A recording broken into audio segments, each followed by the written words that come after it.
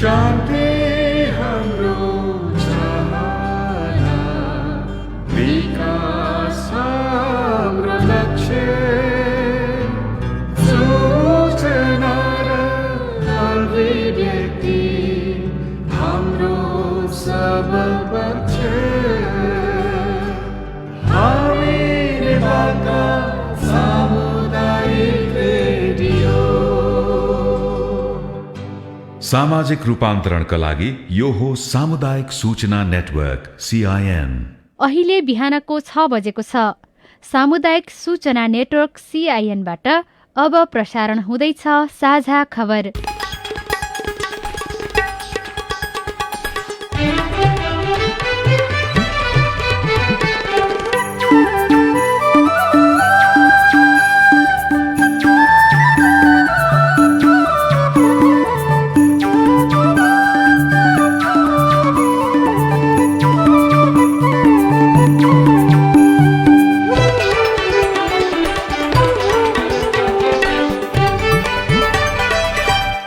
शुभ प्रभात। यो CIN को साझा खबर हो। गीता चिमोरियासँगै गोविन्द खड्काको तपाईलाई स्वागत छ। देशभरिका सामुदायिक रेडियोबाट एकैसाथ प्रसारण भइरहेको साझा खबर CINखबर.com र मोबाइल एप CIN-बाट पनि सुन्न सकिन्छ। आज 2077 साल मङ्सिर 1 गते सोमबार नोभेम्बर 16 तारिक सन् 2020 कार्तिक शुक्ल पक्षको द्वितीय तिथि। आजबाट नेपाल सम्वत 1141 सुरु। आज गोवर्धन पूजा भाइटिका। आज अन्तर्राष्ट्रिय सहनशीला दिवस र विद्यार्थी दिवस पनि। चौथो वार्षिक उत्सवको अवसरमा रेडियो श्रीनगर हुम्लालाई उत्तरोत्तर प्रगतिको शुभकामना व्यक्त गर्दै साझा खबरमा प्रमुख खबरका शीर्षकहरू। तिहार अन्तर्गत आज भाइटिका। उत्तम साइत बिहान 11:37 स्वास्थ्य सुरक्षा अपनाउन चिकित्सकहरूको आग्रह। नेपाल सम्वतको नयाँ वर्ष आजबाट सुरु। सत्तासीन नेकपामा आन्तरिक ध्रुवीकरण झन बढ्यो। प्रधानमन्त्री ओली नेताहरूसँगको छलफलमा स्थानीय तहका जनप्रतिनिधि बीचको विवादले सेवा र विकासका काम प्रभावित। कोरोना उपचारमा शुल्क लिएको प्रति सरकारको ध्यानाकर्षण। स्वास्थ्य मापदण्ड पालना गरेर छठ लगत्तै पठन पाठन सुरु गर्न सकिने। विदेशबाट फर्किएका बेरोजगार युवाको तथ्याङ्क सङ्कलन गर्दै सरकार। अर्को हिउँदसम्म जनजीवन सामान्य हुने खोप विकास गरिरहेका विज्ञहरूको दावी। अमेरिकामा ट्रम्प समर्थक र विपक्षी बीच झडप। भारतको बिहारमा आज मुख्यमन्त्रीको शपथ।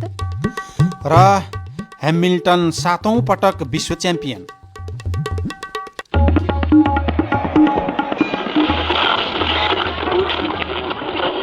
सयौं रेडियो, हजारौं रेडियो कर्मी र करोडौं नेपालीको माझमा यो हो सामुदायिक सूचना नेटवर्क CIN। साझा खबरमा सबभन्दा पहिले तिहार अन्तर्गत आज भाइटिकाको प्रसङ्ग। तिहार अन्तर्गत आज भाइटिका मनाइँदैछ। भाइटिका पर्व दिदीबहिनीले दाजुभाइलाई श्रद्धा, आस्था र निष्ठाका साथ दीर्घायु, आरोग्य र ऐश्वर्य प्राप्तिको कामना गर्दै परम्परा अनुसार पञ्चरङ्गी वा सप्तरङ्गी टीका लगाएर मनाउने गरिन्छ। यस वर्ष भाइटिकाको उत्तम साइत आज बिहान 11:37 रहेको नेपाल पञ्चाङ्ग निर्णायक समितिका अध्यक्ष प्राध्यापक डाक्टर रामचन्द्र गौतमले CIN-सँग बताउनुभयो। 11:37 हो। शुभ साइत यो भाइ माग्नेले पश्चिमतिर फर्केर लगाउनु पर्छ। अब लगाइदिने चाहिँ पूर्व फर्केर लगाउने हो। दाजुभाइको चाहिने उन्नति, प्रगति, सुस्वास्थ्य, दीर्घ जीवनको लागि, एक सुख शान्तिको लागि दिदीबहिनीले त्यो कामना गरेर दाजुभाइको पूजा गर्ने हो। दाजुभाइले पनि दिदीबहिनीको चाहिने दाम्पत्य जीवन सुखमय होस्, शान्तिमय होस्, गुणसम्पन्न चाहिने भान्जा भान्जीहरू चाहिने हुन् र एक सुख शान्ति चाहिने राम्रोले चाहिने दिदीबहिनीको पनि पूजा गर्ने हो दाजुभाइले। जुन उत्तम साइत भनेर तोकिएको छ त्यो समय नभ्याउनेहरूले चाहिँ लाउँदा फरक पर्छ कि पर्दैन? होइन, यो अब साइत चाहिने विशेष गरेर चाहिने राज्य चलाउनेहरूको लागि हो। पहिला पहिला राजा महाराजाहरूको लागि पनि साइत दिने चलन थियो। अहिले अब जसले राज्य चलाउनुहुन्छ, जस्तो राष्ट्रपति, प्रधानमन्त्रीहरू, सचिवहरू जो जो हुनुहुन्छ, उहाँहरूले चाहिने साइडमै लगाउनु पर्छ शास्त्र अनुसार। साइडमा अनुकूल मिले ठ्याक्कै साइडमा लगाउने, अनुकूल मिलेन भने यो मध्याह्न कालमा लगाउने हो। द्वितीय तिथिको मध्याह्न कालमा चाहिने टिको लगाउँदा हुन्छ। यस वर्ष चाहिँ अब मङ्सिरमा टिका भाइटिका परेको हुनाले लगाउन मिल्ने अथवा नमिल्ने भन्ने खालको पनि हल्ला खल्ली फिजिएको छ। के हो खास गरी यो विधिको हामी हिसाबले? मङ्सिरमा टिको लगाउने होइन नि त, मङ्सिरलाई मानेर टिको लगाउने होइन, हामी त कार्तिक शुक्ल द्वितीयाको दिन टिका लगाउने हो। यो त्यसो भएको हुनाले कार्तिक शुक्ल द्वितीया हो, यसमा लगाउने हो। त्यसो भएको हुनाले अब मङ्सिर पऱ्यो नि कार्तिक पऱ्यो नि जुन महिना पऱ्यो भने यो चाहिँ शास्त्रले चाहिँ त्यस्तो महिनाको कुरा गर्दैन, कार्तिक शुक्ल द्वितीयाको कुरा गर्छ। समितिका अनुसार कार्तिक शुक्ल पक्ष द्वितीया बिहान 9:12 सुरु भई 2 गते भोलि बिहान 7:08 रहेको छ। तर मध्याह्नकालमा भाइटिका लगाउनु पर्ने धर्मशास्त्रको नियम भएकाले 1 गते नै साइत राखिएको र भोलि टिका लगाउन शास्त्र अनुसार नमिल्ने पनि समितिले जनाएको छ। भाइटिकाका लागि काठमाडौँको रानी पोखरीमा रहेको बालगोपालेश्वर मन्दिर आज र भोलि 2 दिन दर्शनको व्यवस्था मिलाइएको छ। 2072 सालको भूकम्पले पूर्ण रूपमा क्षति पुर्याएको रानी पोखरी र बालगोपालेश्वर मन्दिरको पुनर्निर्माणको काम सम्पन्न भएपछि यो वर्ष भाइटिकाका लागि खुल्ला गरिने भएको काठमाडौँ महानगरपालिकाका प्रमुख विद्यासुन्दर साक्यले जानकारी दिनुभयो। मङ्सिर 1 गते र 2 गते जसले 1 गते मनाउँछन् उहाँहरू 1 गते, जसले 2 गते मनाउँछन् उहाँहरूलाई पनि अनुकूल हुने गरिकन दुवै दिन हामीले खोल्ने व्यवस्था गरेका छौँ। कोरोना काठमाडौँमा अझ कहरको रूपमा रहेको हुनाले स्वास्थ्य मापदण्ड पालन गरेर र सामाजिक दूरी कायम गरेर मात्र त्यो मन्दिरमा प्रवेश गर्ने अनुरोध गर्न चाहन्छौँ। हामीले त्यहाँ स्वयंसेवकहरू व्यवस्थापन गरेका छौँ। स्वयंसेवकहरूले त्यहाँ ज्वरो नाप्ने र आवश्यकता पर्दा मास्क वितरण गर्ने र सामाजिक दूरी कायम गर्नको लागि उहाँहरूले अनुरोध गर्नुहुन्छ। त्यो अनुरोधलाई पनि परिपालन गर्न हार्दिक अनुरोध पनि गर्न चाहन्छौँ। चिकित्सकहरूले पनि यस वर्ष कोरोना भाइरसका कारण स्वास्थ्य सुरक्षा अपनाएर मात्रै टीका लगाउन सुझाव दिएका छन्। टीका लगाउन खुल्ला ठाउँमा लगाउन र अनिवार्य मास्कको प्रयोग गर्न पनि चिकित्सकहरूको सुझाव छ। नेपाल सम्वत 1141 आजबाट सुरु भएको छ। यस सम्वतलाई नेवार समुदायले नयाँ वर्षका रूपमा मनाउने गरेका छन्। राष्ट्रिय विभूति शङ्खधर साख्वाले विक्रम सम्वत 93-79 इस्वी सम्वत 8800 गरिबी जनताको ऋण मोचन गरी नेपाल सम्वत सुरुवात गर्नुभएको थियो। विक्रम सम्वत 2007 प्रजातन्त्रको स्थापना भएदेखि नै नेपाल सम्वतलाई राष्ट्रिय मान्यताका लागि अभियान चलाइएको छ। नेपाल सम्वतलाई नयाँ वर्षका रूपमा काठमाडौँ, ललितपुर, भक्तपुर, बनेपा, धुलीखेल, बाह्रविसे, दोलखा, भीमेश्वरका नेवार समुदायको बाहुल्यता रहेका स्थानमा विशेष रूपमा मनाउने गरिन्छ। कोरोनाका कारण यस वर्ष औपचारिक कार्यक्रमहरू भने राखिएका छैनन्। गरिब जनताको ऋण मोचन गराई सामाजिक सेवाको उत्कृष्ट नमुना प्रस्तुत गरेको र नेपालमा मौलिक सम्वत समेत चलाएको कार्यको उच्च मूल्याङ्कन गर्दै 2056 सालको नयाँ वर्षका दिनमा तत्कालीन सरकारले स्वाख्वालाई राष्ट्रिय विभूति घोषणा गरेको थियो। विक्रम सम्वत 2065 नेपाल सम्वतले राष्ट्रिय मान्यता पाउने घोषणा गरेको थियो। नेपाल सम्वतका अवसरमा राष्ट्रपति विद्यादेवी भण्डारी, उपराष्ट्रपति नन्दबहादुर पुन र प्रधानमन्त्री केपी शर्मा ओलीले छुट्टा छुट्टै शुभकामना दिनुभएको छ। राष्ट्रपति भण्डारीले नेपालको मौलिक सम्वतका रूपमा नेपाल सम्वत रहेको बताउनु भएको छ। प्रधानमन्त्री केपी शर्मा ओलीले जननिर्मित संविधानको संस्थागत कार्यान्वयन मुलुकका रूपमा समृद्धि र विकासको दिशातर्फ अग्रसर भइरहेको बताउनु भएको छ। 1141 का अवसरमा एक शुभकामना सन्देश दिनुहुँदै प्रधानमन्त्री ओलीले सिङ्गो देश नयाँ संविधान अनुरूपमा संरचनागत भौतिक पूर्वाधार र मानवीय विकासका क्षेत्रमा नवीकरणको चरणमा प्रवेश गरेको बताउनु भएको छ। उहाँले सबै नागरिक, राजनीतिक दल र समुदायलाई एकताबद्ध भएर अगाडि बढ्न पनि आह्वान गर्नुभएको छ।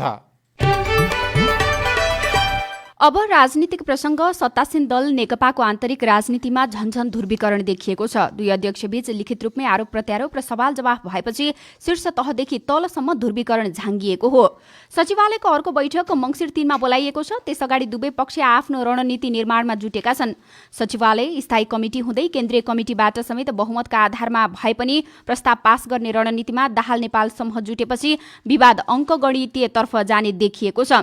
राजनीतिक ध्रुवीकरणमा सबैभन्दा अगाडि 9 सदस्यीय सचिवालय छ। एकातिर प्रधानमन्त्री ओली सहित नेताहरू ईश्वर पोखरेल, महासचिव विष्णु पौडेल र रामबहादुर थापा छन् भने अर्कोतिर अध्यक्ष दाहाल सहित वरिष्ठ नेताद्वय झलनाथ खनाल, माधव कुमार नेपाल र उपाध्यक्ष वामदेव गौतम साथै प्रवक्ता नारायण काजी श्रेष्ठ देखिनु भएको छ। ध्रुवीकरणका बीच नेपाललाई सहमतिमा ल्याउन प्रधानमन्त्रीले पहल गरिरहनु भएको छ। हिजो मात्रै प्रधानमन्त्री एवं नेकपाका अध्यक्ष केपी शर्मा ओलीले पार्टीका वरिष्ठ नेता माधव कुमार नेपालसँग छलफल गर्नुभएको छ। भेटमा महासचिव विष्णु पौडेल पनि सहभागी हुनुभएको थियो। वरिष्ठ नेता नेपालसँग ओलीले अर्का अध्यक्ष प्रचण्डले शुक्रबार पेश गरेको राजनीतिक प्रस्ताव फिर्ता लिने बारे छलफल गर्नुभएको प्रधानमन्त्रीको सचिवालयले जानकारी दिएको छ। प्रधानमन्त्री ओलीले हिजो नै उपाध्यक्ष वामदेव गौतमसँग पनि छलफल गर्नुभएको थियो। भेटमा ओलीले पार्टीभित्र देखिएको विवाद समाधानका लागि भूमिका खेल्न पनि आग्रह गर्नुभएको थियो। नेताहरूका एकल गुटगत छलफलले नै पार्टीलाई विभाजनतर्फ लैजान खोजेको पार्टीकै नेताहरूको टिप्पणी छ। नेकपाका स्थायी कमिटी सदस्य हरिबोल गजरेल पार्टीलाई एक ढिक्का बनाउनु पर्ने दुई अध्यक्ष नै फुटको खेलमा लागेकाले समस्या झन जटिल भएको बताउनुहुन्छ। उहाँहरूको बल पो होइन फुटाउने हो, दुईटै म एउटालाई मात्रै भन्दिनँ, उहाँहरू फुट्दै अवसर भएको छ। फुटाउन चाहनु भएको छ भने प्रष्ट देखिन्छ। त्यहाँ उनी बाहिर फुटाउँदैन भने पनि जे भने पनि अन्ततः फुटाउनेतिरै उहाँहरू लाग्नु भएको छ। स्थायी समितिको जो एउटा फुटबाट बचेर कार्यदलको रिपोर्ट अनुसार होइन, स्थायी समितिले निर्णय गर्यो, त्यो निर्णयलाई पालन गर्नुपर्ने, त्यो निर्णयलाई पालन गर्नेतिर उहाँहरू जानु भएन। स्थायी समिति आउँछ, हामी फुट्न दिन्नौँ, पार्टी फुट्ने संख्या चाहिन्छ नि त। शीर्ष तहमा विवाद भइरहँदा दोस्रो वरियताका नेताहरूले यसअघि पनि दुई अध्यक्षका बीचमा सहमतिका लागि पहल गरेका थिए। पछिल्लो सचिवालय बैठकपछि पनि त्यस्तो भूमिकामा दोस्रो तहका नेताहरू सक्रिय भएका छन्। स्थायी कमिटी सदस्य युवराज गेवाली पार्टी अहिले नै फुटिहाल्ने स्थिति नभएको बताउनुहुन्छ। बहस पार्टीभित्र छलफल बहस भयो भन्ने आधारमा त्यसबाट पार्टी फुट्छ भन्ने कुराको कुनै जस्टिफिकेसन हुँदैन। त्यसको चाहिँ औचित्यता पुष्टि गर्नै सकिँदैन। यो चाहिँ कल्पनै गर्न सकिँदैन। छलफल गर्नुहोस्, बैठकमा आउनुहोस्, छलफल गर्नुहोस्, त्यहाँबाट निर्णय गर्नुहोस्, जे निर्णय हुन्छ त्यो सबैले पालन गर्नुहोस्। पार्टी फुट्नै पर्दैन, आफ्ना कुरा राख्नुहोस्। प्रतिनिधि सभामा हाल ओली पक्षका 78, प्रचण्ड पक्षका 53 र वरिष्ठ नेता माधव नेपाल पक्षका 43 सांसद रहेका छन्। राजनीतिक प्रस्ताव ल्याउँदा होस् वा अरू हरेक कदममा नेपाल पक्षको समर्थन हालसम्म प्रचण्डलाई छ। कुनै पार्टीको केन्द्रीय समिति र संसदीय दल दुवैका 40% सदस्यले मात्रै पार्टी फुटाउन सक्ने कानूनी व्यवस्था छ। तर ओलीले अध्यादेश मार्फत यो व्यवस्था परिवर्तन खोजेको भन्दै प्रचण्ड पक्ष अझै सशंकित देखिएको छ।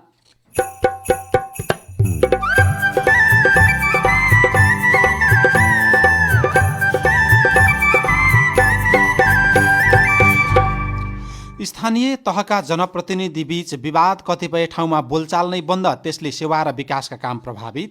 1 महिना अघि कैलालीको कोरोना उपचारमा शुल्क लिएको प्रति सरकारको ध्यानाकर्षण, स्वास्थ्य मापदण्ड पालना गरेर छठ लगत्तै पठन पाठन सुरु हुने लगायतका खबर बाँकी नै छन्।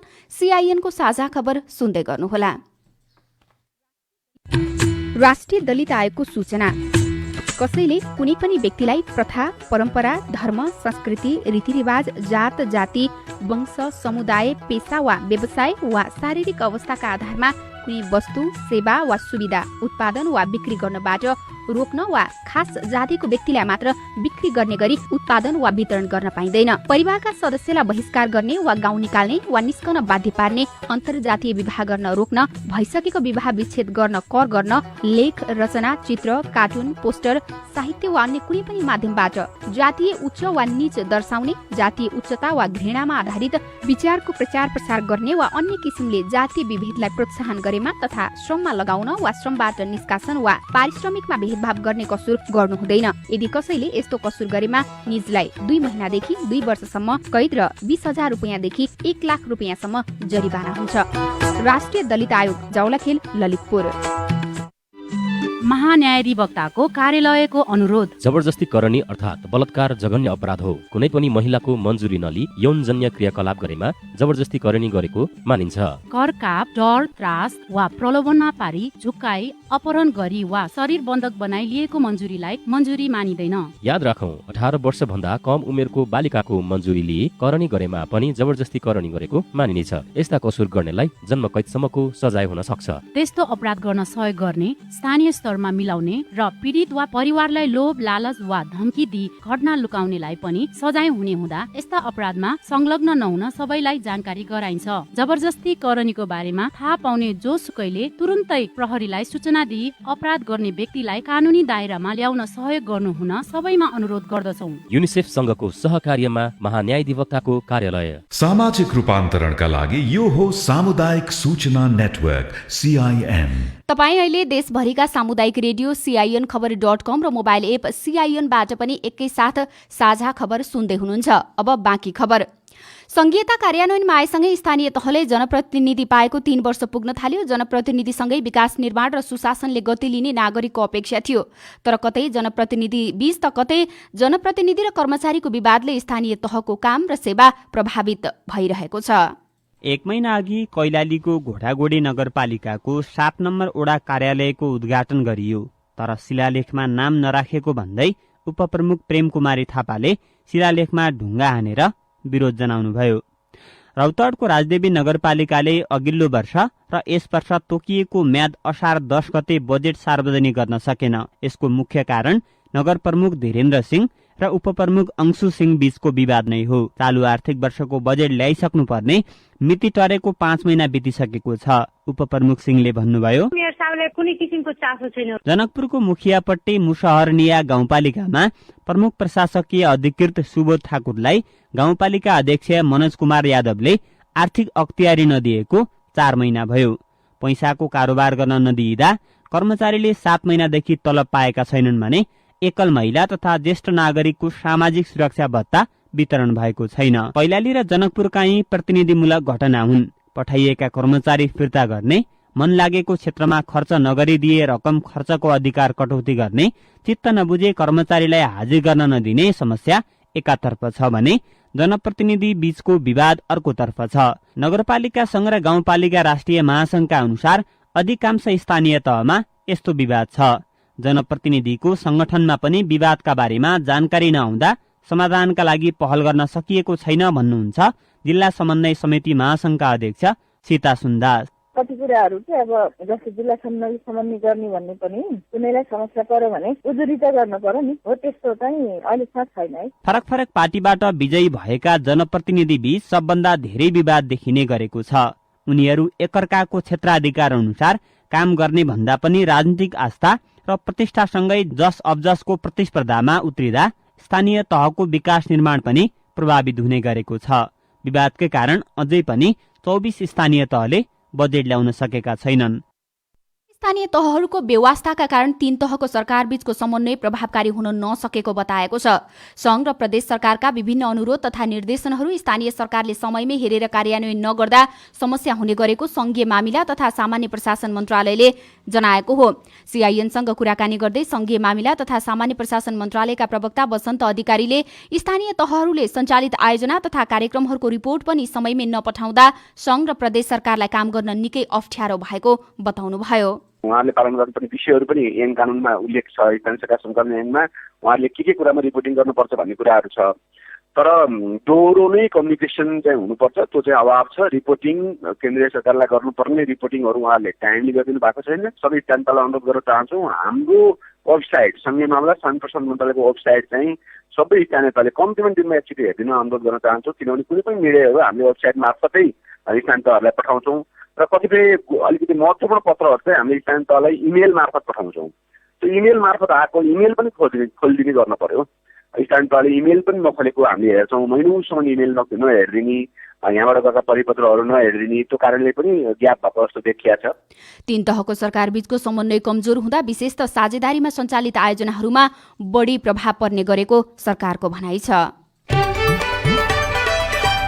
पछिल्लो 24 घण्टामा थप 2798 जना कोरोना संक्रमण मुक्त भएका छन्। देशका विभिन्न आइसोलेसनबाट उनीहरू निको भएर घर फर्किएको स्वास्थ्य तथा जनसङ्ख्या मन्त्रालयले जानकारी दिएको छ।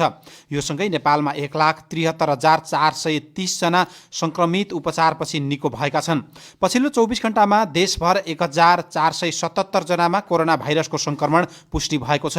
यो संख्यासहित नेपालमा हालसम्म कुल कोरोना संक्रमितको संख्या 2,09,776 पुगेको छ। पछिल्लो 24 घण्टामा 6 जना संक्रमितको मृत्यु भएको छ। यो सँगै मृत्यु हुनेको संख्या पनि 1,221 पुगेको छ। धरान स्थित BP कोइराला स्वास्थ्य विज्ञान प्रतिष्ठानमा कोरोना संक्रमितको उपचारका क्रममा मृत्यु हुनेको संख्या मात्रै 100 नागेको छ।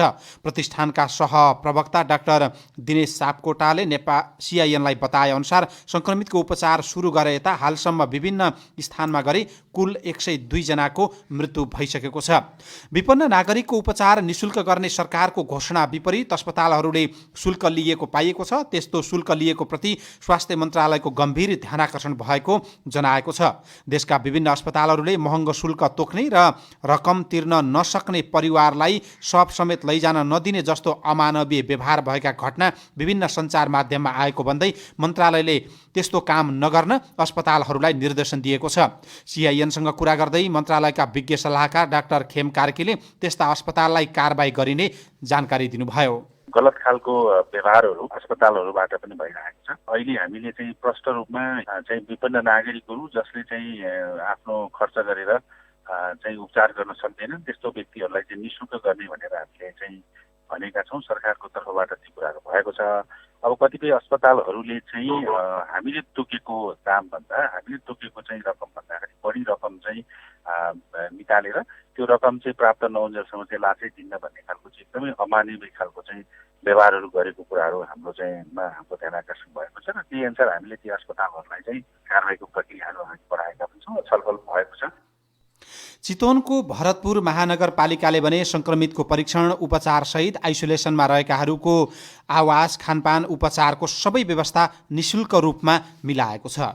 बागेश्वरी आइसोलेसन केन्द्रमा हालसम्म 356 जना भर्ना भएकोमा 300 जनाले कोरोना जितेर घर फर्किएका छन्। 56 जना उपचारार्थ रहेका छन्। आइसोलेसनमा रहेकाको सम्पूर्ण उपचार खर्च निःशुल्क हुँदै आएको छ। चिकित्सालयका प्रमुख डाक्टर हेमराज कोइराला महानगरपालिकाको सम्पूर्ण व्यवस्थापकीय खर्च कोषमा र व्यवस्थापकीय जिम्मेवारी नगरनाथ प्राकृतिक चिकित्सा केन्द्रले लिएर सञ्चालनमा आएको हो। भरतपुर महानगरपालिका अथवा वडा कार्यालयहरूको सिफारिस आउने गर्नुभएको छ। कोरोना नियन्त्रणमा महानगरवासीको कुनै गुनासो नहुने गरी काम गरिरहेको भरतपुर महानगरपालिकाको मेयर रेणु दाहालले बताउनु भयो। कसैको पनि केही पनि गुनासो छैन। यति खुसी हुनुहुन्छ कि उहाँहरू अब अस्पतालमा भन्दा राम्रो सेवा सुविधा छ, अस्पतालमा भन्दा राम्रो खानपान व्यवस्थापन छ, अस्पतालमा भन्दा राम्रो उपचारिङ भएको छ, खानपानको व्यवस्थापन भएको छ, योग अभ्यास भएको छ, प्राकृतिक उपचार पद्धति भएको छ, सारा चिजहरू एउटा घरमा बस्या जस्तो एकदम सन्तुष्टि, एकदमै खुसी, धेरै नै उत्साह। केन्द्रमा नियमित व्यायामसँगै खानपिनमा विशेष ध्यान दिइन्छ। मधुमेह भएकालाई अरूलाई भन्दा फरक खानाको व्यवस्था गरिएको छ। केन्द्रबाट बिरामी 10 देखि 12 दिनमा निको भएर फर्कने गरेको चिकित्सालयका प्रमुख डाक्टर कोइराला बताउनुहुन्छ। सुभाष लामी छाने, सिआइएन रेडियो देवघाट, चितवन। सरकारले विदेशबाट फर्किएर मुलुकभित्र बेरोजगार भई बस्नु परेका युवाहरूको तथ्याङ्क संकलन गर्ने भएको छ। संघीय मामिला तथा सामान्य प्रशासन मन्त्रालयले हरेक स्थानीय तहमा खटिएका रोजगार सूचना केन्द्र मार्फत तथ्याङ्क संकलन गर्न लागेको हो। मन्त्रालयले सबै स्थानीय तहलाई परिपत्र गर्दै तथ्याङ्क संकलन थाल्न निर्देशन दिएको मन्त्रालयका सहसचिव एवं योजना तथा विकास सहायता समन्वय महाशाखा प्रमुख विष्णुदत्त गौतमले सिआइएनसँग बताउनुभयो। जागिर छुटेर आएका अथवा चाहिँ पढ्न गएर अथवा त्यस्तो कुनै सिट सिक्न गएर फर्केका मान्छेहरू चाहिँ को अवस्था के छ, कति छन् भन्ने कुराको विवरण लिन खोजिएको हो। यसमा अहिले आइसकेकाहरूको तथ्याङ्क संकलन गर भनेको हो कि अथवा आउँदै गरेकाहरूको अबको चाहिँ संकलन गर भनेर भन्नुभएको हो? आउने मान्छेहरूको त को आउँछ, कुन सिट भएको मान्छे आउँछ पहिले थाहा हुने कुरो भएन होइन। जो आइसकेका छ नि, जो गाउँमा आइसकेका छ, गाउँमा फर्किसकेका छ, त्यस्ता मान्छेहरूको हो। तथ्याङ्क संकलन गर्दा जिल्ला, गाउँपालिका, वडा, नामथर र व्यक्तिगत अन्य विवरण पनि संकलन गर्नुपर्ने सरकारले जनाएको छ। सरकारले विद्यालय खोलेर पठन पाठन गराउन सक्ने गरी कार्यविधि बनाएको छ। नोभेल कोरोना भाइरस कोभिड-19 महामारीका बेला बन्द रहेका विद्यालय सञ्चालन गर्न पर्याप्त प्रकाश, हावा आवतजावत हुन सक्ने कक्षा कोठा अनिवार्य रूपमा व्यवस्था गर्नुपर्ने भएको छ। शिक्षा विज्ञान तथा प्रविधि मन्त्रालय विद्यालय सञ्चालन कार्यविधि कार्यढाँचा 2077 मार्फत सम्बन्धित विद्यालय र स्थानीय तहलाई फर्निचर, शौचालय, पर्याप्त प्रकाश, हावा आवतजावत गर्न सक्ने कक्षा कोठा बनाउन निर्देशन दिएको मन्त्रालयका प्रवक्ता दीपक शर्मा सिआइएनलाई बताउनुभयो। आवश्यकता अनुसार कक्षा कोठा, सभाहाल, छात्रावास, फर्निचर, शौचालय आदि पुनर्व्यवस्थापन र मर्मत गर्न समेत भनिएको छ। विद्यालय व्यवस्थापन समितिले शिक्षक, विद्यालय कर्मचारी, विद्यार्थी तथा अभिभावकको अनिवार्य रूपमा मास्क लगाउनुपर्ने, भौतिक दूरी कायम गर्नुपर्ने, त्यही अनुसार खाजा व्यवस्थापन गर्नुपर्ने गरी कार्यढाँचामा उल्लेख गरिएको पनि प्रवक्ता शर्माले जानकारी दिनुभयो। छठ पछाडि विद्यालय खोल्न सक्ने गरी सरकारले स्थानीय तहहरूलाई निर्देशन दिँदैछ। साझा खबरमा अब विदेशको खबर। कोरोना खोप विकास गरिरहेका एक विज्ञले महामारीका कारण अस्तव्यस्त बनेको दिनचर्या अर्को हिउँदसम्ममा सामान्य अवस्थामा फर्किने बताउनु भएको छ। बायोटेकका संस्थापक प्राध्यापक उगुर सहिनले आउँदो गर्मीयामसम्म खोपको महत्वपूर्ण विकास भई हिउँदसम्ममा जनजीवन सामान्य हुने बताउनु भएको हो। जर्मन औषधि उत्पादक कम्पनी बायोटेक र फाइजरले विकास गरिरहेको कोरोना खोपको प्रारम्भिक परीक्षण नतिजा अनुसार 90% कोभिड-19बाट बचाउने उद्घोष गत साता गरेका थिए। बीबीसीका अनुसार खोपको अन्तिम चरणको परीक्षणमा करिब 43,000ले सहभागिता जनाएका थिए।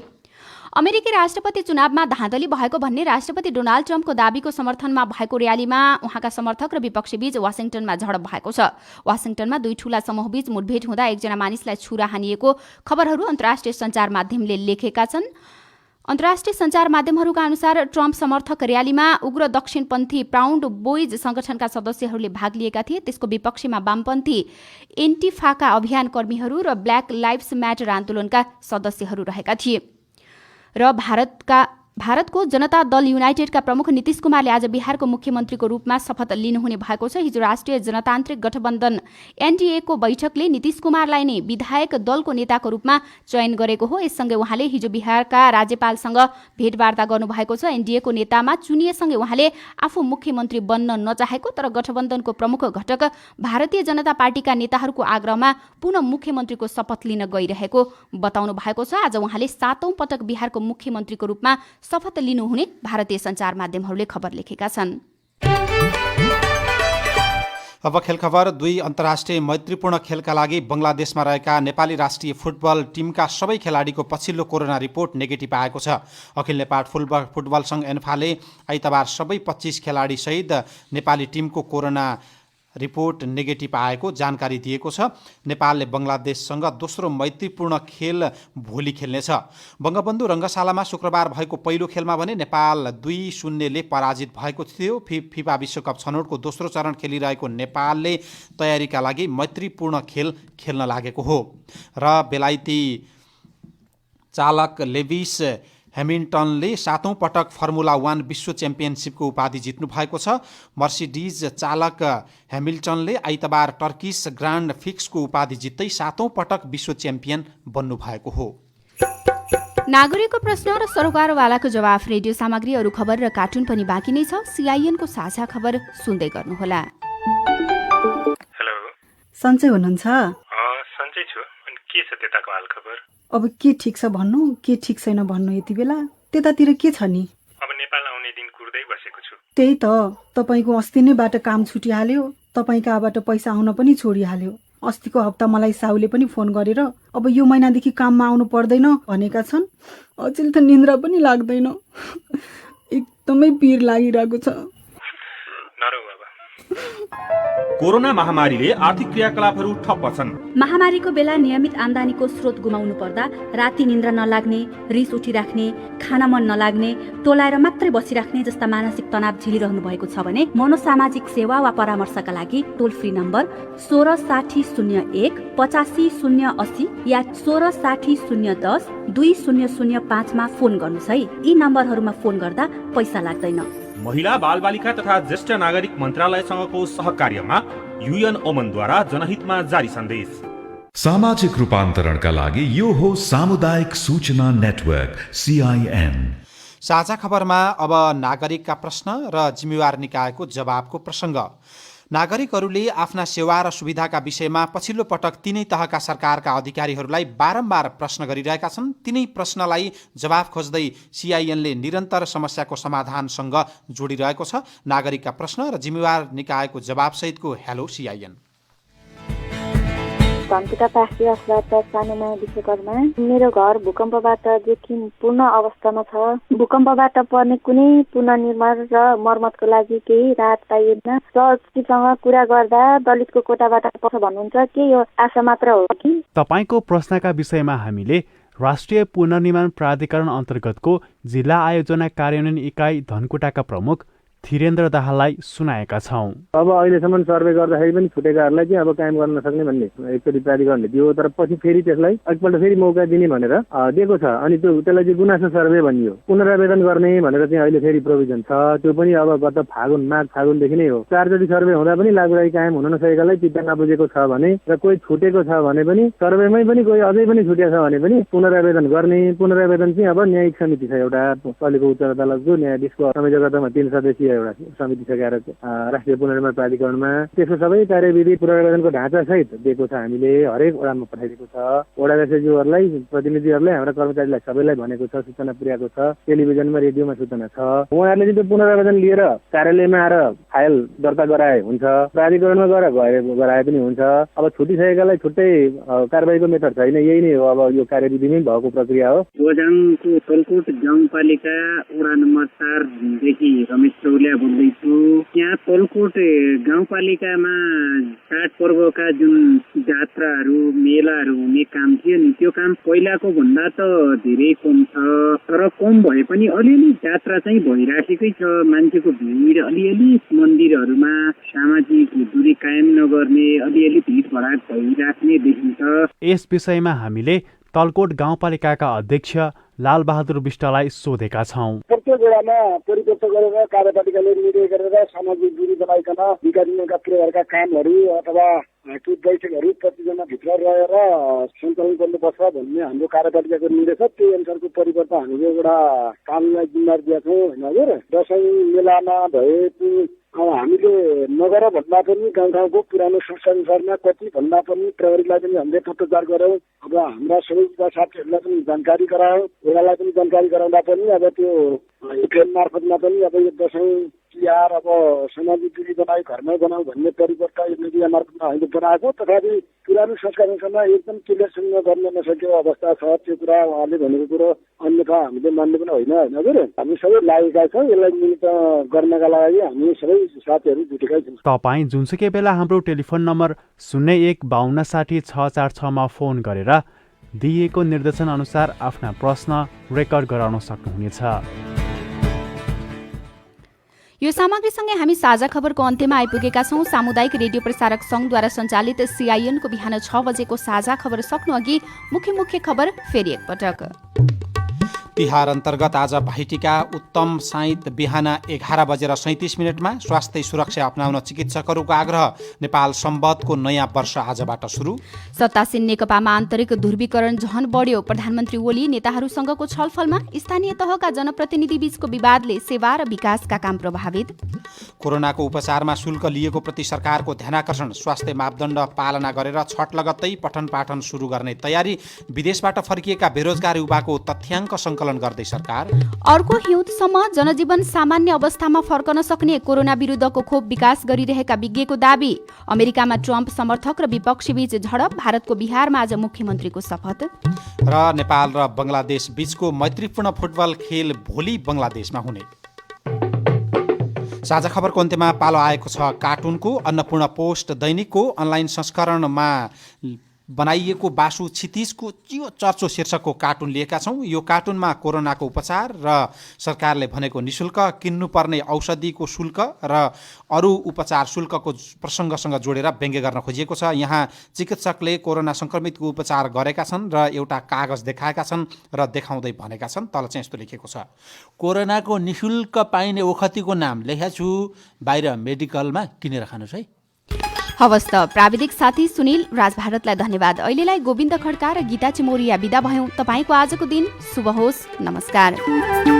यसपछि देशभरिका सामुदायिक रेडियोबाट कार्यक्रम जनजीवन प्रसारण हुनेछ। सुन्ने प्रयास गर्नुहोला।